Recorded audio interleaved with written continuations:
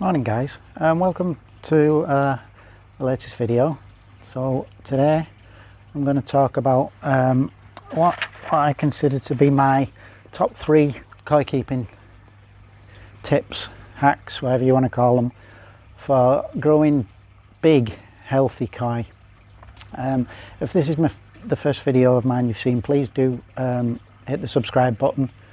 And please hit the bell to receive notifications of future content. I will be publishing many more videos, so yeah, please get on board and get on the journey with me. Every bit helps, really does. So yeah, my three tips. The first thing I'm going to talk about is food. And my tip to you really is feed the fish the best food you can possibly afford to buy. It really is vitally important. Cheap food is cheap for a reason. It's made with cheap ingredients, cheap production values, production facilities, cheap packaging, which doesn't keep the food fresh. It really is vitally important. Now I do say, you know, the best you can afford to feed, and that's not necessarily the best food out there for everyone, of course. I particularly love sake hikari, but at the moment I can't afford to feed them sake hikari. Do your research. As I say, feed them the best food you can possibly afford. The cheap foods, you know, you see people buying food, they throw it in the koi, eat it, they love it. So they think, you know, if the koi like it, it must be good. Your fish don't assimilate a lot of that cheap food. So it's a knock-on effect. Not only are your koi not getting the nutrients, they're not it's not promoting health and growth. But also a vast majority of it's made up of cheap, you know, fillers. It just ends up in your water. It ends up as pollution, and then the secondary effect to that is, you know, your fish lose their appetite because your water quality goes off. It really is huge, absolutely vital.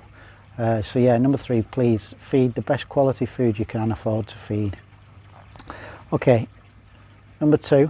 At number 2, I've got oxygen, and this is something that I think it's safe to say everybody who keeps koi knows. They need oxygen. They need to get air in there, so the oxygen from that air is absorbed into the water. You know, oxygen is the source of life for your fish, for your filter bacteria, absolutely everything. It is absolutely vital. Oh, thanks, mate. Cheers, pal. It's absolutely vital. So, you know, likewise, it's vital to absolutely optimise it. 3 milligrams per litre of oxygen in your water, and your fish will die if it gets that low. 4 milligrams per litre, they'll survive. But please, there is a big difference between surviving and thriving. At 6 milligrams per litre, they'll be comfortable.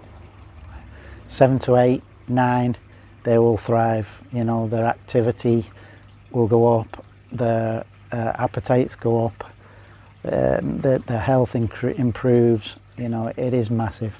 So yeah, get that oxygen in there, as well as the benefits to your fish and the bacteria. There's other benefits as well. If you can see behind me, this pond, it's only a little pond, just under 1,000 gallons. I absolutely bang the air in this pond, and the fishes, their appetite is through the roof. You can see, I mean, I clean this window with a brush, and these fish suck on the brush. They try and take the brush out my hand.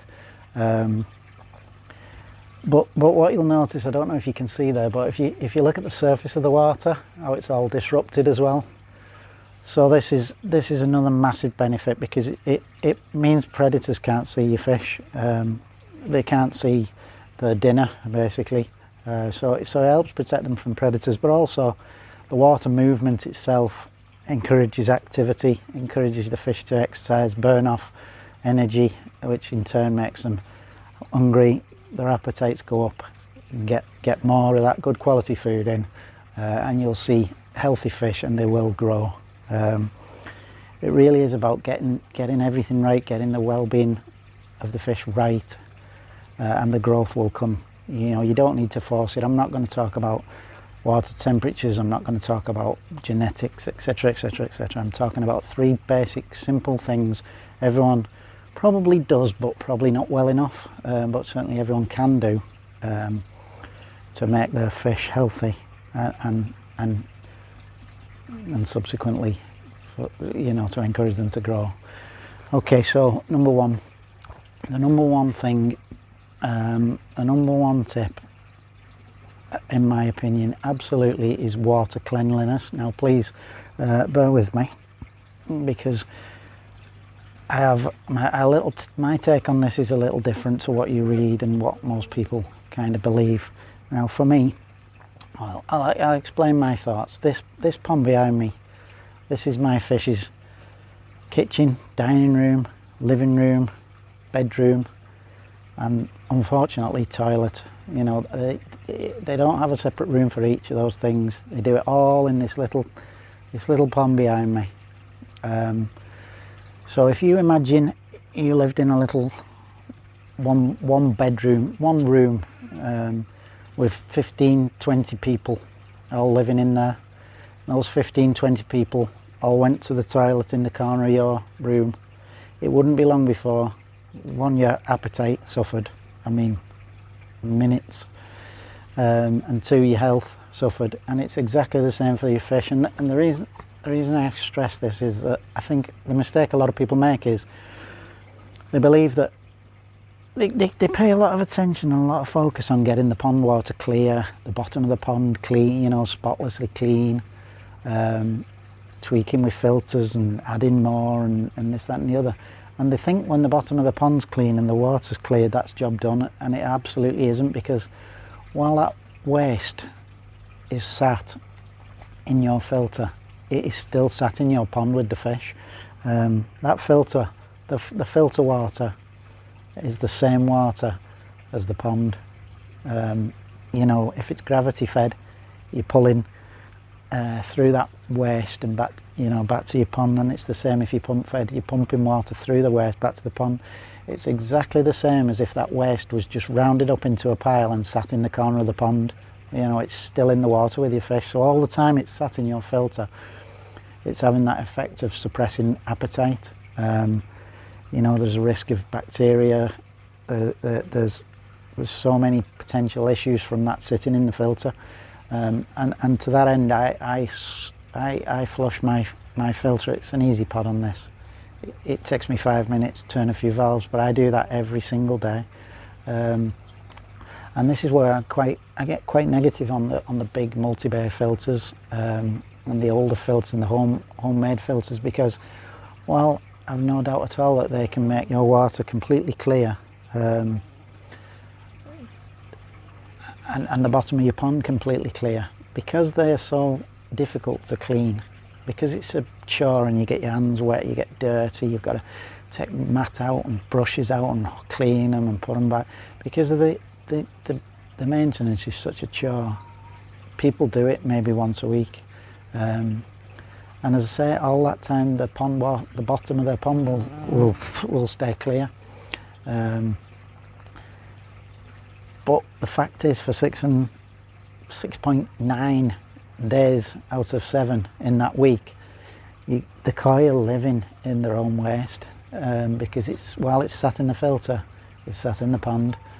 So my number one tip, and I guess where I'm going with this, is get that waste out of your filter as quickly as you possibly can and as regularly as you possibly can, because while it's in there, it's having a negative impact on your fish's appetite, well-being, and ultimately growth. So get these 3 things right, and optimize these 3 things, and aim for your koi to thrive rather than survive. I think that's the key. Your fish will survive, but they won't necessarily thrive if you don't nail these three vital things, and the things that everyone can do. So yeah, that's that for today's video. Again, as I say, it really does help. Really means a lot if you would go and just take a second just to subscribe to the channel, and as I say, click the bell to turn on notifications. Please also leave a comment. If you agree with me, if you disagree with me, say so. Tell me why. Give me your thoughts. Please, as I say, it really does make a difference. So it's a new channel. I am in here for the long haul. If you've got requests, if there's things you want me to talk about, please put them in the comments. And yeah, thanks for watching.